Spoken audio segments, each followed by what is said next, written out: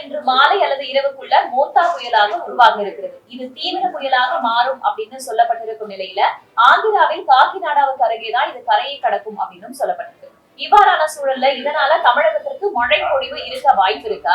எந்தெந்த பகுதிகளில் மழை பொழிய வாய்ப்பு இருக்கு? புயலுடைய தாக்கம் தமிழகத்துல எப்படி இருக்க போகிறது என்பது போன்ற பல்வேறு விஷயங்கள் பத்தியும், இனி வரக்கூடிய நாட்கள்ல வடகிழக்கு பருவமழை எவ்வாறாக இருக்க போகிறது என்பது குறித்த பல்வேறு விஷயங்கள் பத்தியும் தான் இந்த காணொலியில நம்ம விரிவா பார்க்க போறோம்.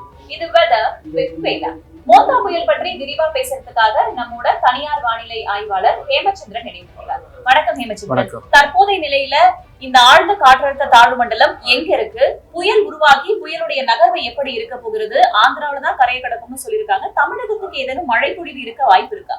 குறிப்பா பார்த்தோம்னா நமக்கு சென்னைக்கு கிழக்கே தென்கிழக்கே கிட்டத்தட்ட ஒரு 970 கிலோமீட்டர்ல நேற்றைய தினம் மையம் கொண்டிருந்த அந்த காற்றழுத்த தாழ்வு மண்டலம் இன்று காலை 5:30 மணி நிலவரப்படி 700 கிலோமீட்டர் தொலைவில் ஆழ்ந்த காற்றழுத்த தாழ்வு மண்டலமா மாறி இருக்கு.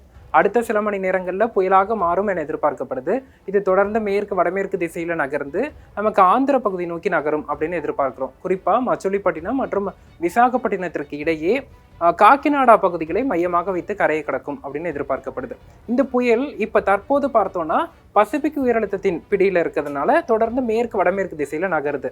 சென்னைக்கு கிழக்கே வரும்போது, அதாவது இமயமலையிலிருந்து மேற்கத்திய இடையூறின் தாக்கம் இருக்கு. அப்போது வடமேற்கு திசையில திசை மாறி நகர தொடங்கும். அப்ப சில மணி நேரங்கள் சென்னைக்கு கிழக்கே கடல் பகுதியில மையம் கொள்ளும். சில மணி நேரங்கள் மெதுவாக நகர்ந்து பிறகுதான் ஆந்திரா நோக்கி நகர இருக்கு. அந்த காலகட்டத்துல நமக்கு சென்னை, திருவள்ளூர், காஞ்சிபுரம், செங்கல்பட்டு உள்ளிட்ட வடகோடி மாவட்டங்கள்ல பரவலாக கனமழையை நம்ம எதிர்பார்க்கலாம். சென்னை, திருவள்ளூர் மாவட்டங்களின் ஓரிரு இடங்கள்ல மிக கனமழையும் நம்ம எதிர்பார்க்கலாம். மழையுடைய தீவிரம் அப்படின்னு இருக்கிறது, நீங்க குறிப்பிட்ட இந்த மாவட்டங்கள்ல எப்படி இருக்க வாய்ப்பு இருக்கு? என்னன்னைக்கு இருக்க வாய்ப்பு? குறிப்பா பார்த்தோம்னா அக்டோபர் 27ஆம் தேதி காலை 11 மணி முதல் அக்டோபர் 28ஆம் தேதி காலை 11 மணி வரையிலான 24 மணி நேரம் தான் இந்த சலனத்தில் இருந்து நமக்கு தாக்கம் இருக்க போகுது. அதிலும் குறிப்பா அந்த வடகோடி மாவட்டங்களில் தான் மழைப்பொழிவு எதிர்பார்க்கப்படுது. இதுல இந்த சலனத்திலிருந்து கிடைக்கக்கூடிய அந்த தீவிரமான கனமழை, நமக்கு பரவலான கனமழை என்பது இரவு அக்டோபர் 27ஆம் தேதி இரவு 11 மணி முதல் காலை 8 மணிக்கு இடைப்பட்ட நேரத்தில் நம்ம அந்த மழைப்பொழிவை நம்ம எதிர்பார்க்கலாம். பரவலாக கனமழை என்பது இருக்கும் சென்னை, திருவள்ளூர் மாவட்டங்களில். ஓரிரு இடங்களில் மிக கனமழை வரைக்குமே செல்லலாம், அதாவது 12 சென்டிமீட்டருக்கு மேலே.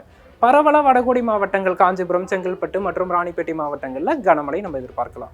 இந்த புயலுடைய தாக்கம் அப்படின்றது எவ்வாறாக இருக்க வாய்ப்பு? இப்போ பார்த்தோம்னா இந்த புயலில் தற்போதே பார்க்குறோம், புயலோட வடக்கு பகுதியிலும் கிழக்கு பகுதியிலும் பெரிதாக மேகக்கூட்டங்கள் இல்லை. இது விண்சியரில் பாதிக்கப்பட்டு புயலின் மேற்கு பகுதி மற்றும் தெற்கு பகுதிகளில் தான் மேகக்கூட்டங்கள் இருக்கு. இது ஆந்திரா நோக்கி செல்லும் போது மேலும் விண்சியர் பாதிக்கப்பட்டு மேகங்கள் இடம் மாறி உருவாகும். அப்படி உருவாகும் போது காக்கிநாடாவில் கரையை கடந்தாலும் அதன் தாக்கம் தெற்கு ஆந்திராவில் அதிகமாக இருக்கும். குறிப்பாக ஓங்கோலுக்கும் நெல்லூருக்கும் இடைப்பட்ட பகுதிகளில் அதீத கனமழை வரைக்கும் சற்று குறுகிய நேரத்தில் தீவிர மழைக்கும் வாய்ப்புகள் இருக்கு. அப்போ ஓங்கோல் முதல் நெல்லூர் வரையிலான தெற்காந்திர பகுதிகளில் மழைக்கான முன்னெச்சரிக்கை எடுக்கணும். காக்கிநாடாவை தாண்டி தெற்கு ஆந்திரால பாதிப்பு அதிகமாக இருக்கும்னு எதிர்பார்க்கலாம். இந்த சலனத்தால இவ்வாறாக மழை பொழிவு இருக்கக்கூடிய நிலையில வரக்கூடிய நாட்கள்ல வேற ஏதேனும் புதிதாக சலனம் உருவாகி நம்மை நோக்கி வருவதற்கான வாய்ப்பு இருக்கா? இல்ல வடகிழக்கு பருவமழை சற்றே தொய்வடைய வாய்ப்பு இருக்கா? குறிப்பா இந்த புயல் சின்னம் சற்று வடக்கு நோக்கி சென்று கரையை கடந்து நிலப்பகுதி அடைந்த பிறகு சற்று ஒரு தொய்வு நிலையை எதிர்பார்க்கலாம். குறிப்பா நவம்பர் முதல் வார இறுதி வரைக்கும், ஒரு 7ஆம் தேதி வரைக்கும் தொய்வு நிலையில தான் தொடரும். அதன் பிறகு நவம்பர் 10ஆம் தேதிக்கு பிறகு மீண்டும் கடல் சார்ந்த அலைவுகள் நம் பகுதிக்கு வருகை தர இருக்கு. அதன் காரணமா முழுமையான கிழக்கு திசை காற்று மீண்டும் திரும்பி வடகிழக்கு பருவமழை நவம்பர் 10ஆம் தேதிக்கு பிறகு படிப்படியாக தீவிரமடையும் எதிர்பார்க்கலாம். நம்ம முன்பே பதிவு செய்திருந்தோம், நவம்பர் இறுதி, டிசம்பர் முதல் வாரங்கள்ல அடுத்தடுத்த புயல்கள் உருவாகி தமிழகம் நோக்கி நகர்வதற்கான சூழல் ஏற்படும். எப்பவுமே இந்த வடகிழக்கு பருவமழை காலத்துல புயல்கள் உருவானால இது தமிழகத்தை நோக்கி தானே நகர்ந்து வரும். ஏன் இந்த புயல் ஆந்திராவை நோக்கி நகர்ந்து சென்றது? என்ன காரணம்? குறிப்பா பார்த்தோம்னா நமக்கு இது அக்டோபர் மாதம் தான். இயல்புக்கு முன்னதாகவே வடகிழக்கு பருவமழை இந்த ஆண்டு தொடங்கி இருக்கு. தமிழகத்துல பரவலா நல்ல மழைப்பொழிவையும் கொடுத்திருக்கு. இந்த புயல் சின்னம் தற்போது இருக்கக்கூடிய அந்த மேற்கத்திய இடையூறின் தாக்கத்தினால ஆந்திரா நோக்கி ஈர்க்கப்படுது. ஆந்திரா நோக்கி ஈர்க்கப்பட்டாலும் இது கரையை கடப்பதற்கு முன்னதா சற்று வலுவிழக்கவும் வாய்ப்பு இருக்கு. அதே போல மழைப்பொழிவு என்பது தெற்கு ஆந்திரா மற்றும் அதனை ஒட்டிய வடகோடி மாவட்டங்கள்ல பரவலா மழைப்பொழிவு கொடுக்கும்.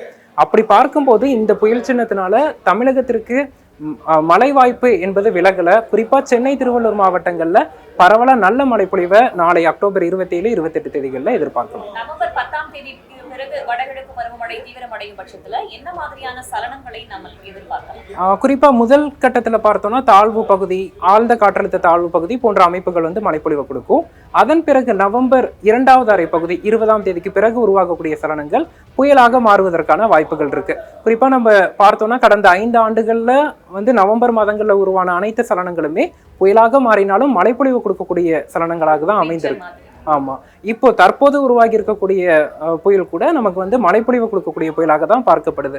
அதே போன்று மழைப்பொழிவை தரக்கூடிய நிகழ்வுகள் நவம்பர் டிசம்பர் மாதங்கள்ல தமிழகத்திற்கு எதிர்பார்க்கலாம். சரி, இப்ப நீங்கள் இந்த மேகத்தை குறிப்பிட்டு காட்டும் போது விண்ஷியர் காற்று முறிவுனால பாதிக்கப்பட்டது அப்படின்ற மாதிரி குறிப்பிட்டிருந்தீங்களா? காற்று முறிவு அப்படின்னா என்ன, ஏன் இது உருவாகுது? அதாவது வளிமண்டலத்தின் வெவ்வேறு அடுக்குகள்ல காற்றின் திசை இருக்கும். அந்த திசை வந்து ஒரே மாதிரி சீரான திசையில இருக்கும்போது புயல்களுக்கு மிக சாதகமான நிலை ஏற்படும். அப்போது அந்த புயல் மேலும் வலுவடைவதற்கும் தன்னை நோக்கி அதிக மேக குவியல்களை உருவாக்குவதற்கும் சாதகமாக அமையும். அதுவே வளிமண்டலத்தில் இருக்கக்கூடிய வெவ்வேறு அடுக்குகள்ல காற்றின் போக்கு மாறுபடும் போது, குறிப்பா நம்ம குறிப்பிட்டிருந்தோம் இங்க அரேபிய உயரழுத்தத்தின் தாக்கம் இருக்கு, இமயமலையில அந்த மேற்கத்திய இடையூறின் தாக்கம் இருக்கு. இது ரெண்டும் ஒன்றோட ஒன்று இணையும் போது வளிமண்டலத்துல காற்று முறிவு என்பது அதிகரிக்கும். அப்படி காற்று முறிவு அதிகரித்தால் இந்த புயலுக்கு மேகக்கூட்டங்களை உருவாக்குவதில் சிரமம் ஏற்படும். அதன் காரணமாக தான் காக்கிநாடா நோக்கி புயல் சென்றாலும் அதன் தாக்கம் தெற்கு ஆந்திராவை ஒட்டிய நெல்லூர், ஓங்கோல் பகுதிகளில் அதிகம் இருக்கும்னு எதிர்பார்க்கப்படுது. பல்வேறு தகவல்களை எங்களுடைய நேயர்களுக்காக பகிர்ந்து கொண்டீர்கள். நன்றி.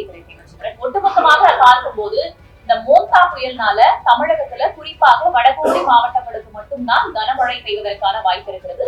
அந்த மழையுடைய தீவிரம் கனமழையா அல்லது மிக கனமழையா என்பது குறித்து அது இன்னும் நமக்கு நெருங்கி வரும்போது தெரிய வரும் என்று கூறியிருக்கிறார். அதே போல அடுத்து வரக்கூடிய சில நாட்களுக்கு நமக்கு வடகிழக்கு பருவமழை தொய்வு நிலையில தான் இருக்க போகிறது. நவம்பர் 10ஆம் தேதிக்கு பிறகு மீண்டும் அந்த சலனங்கள்லாம் உருவாக்கி நம்மை நோக்கி நகர்ந்து கனமழையை கொடுப்பதற்கான வாய்ப்பு இருப்பதாக தனியார் வானிலை ஆய்வாளர் திரு வேமச்சந்திரன் கூறியிருக்கிறார். இதுதான் தற்போதைய வானிலை நிலவரம். இது வெதர் வித்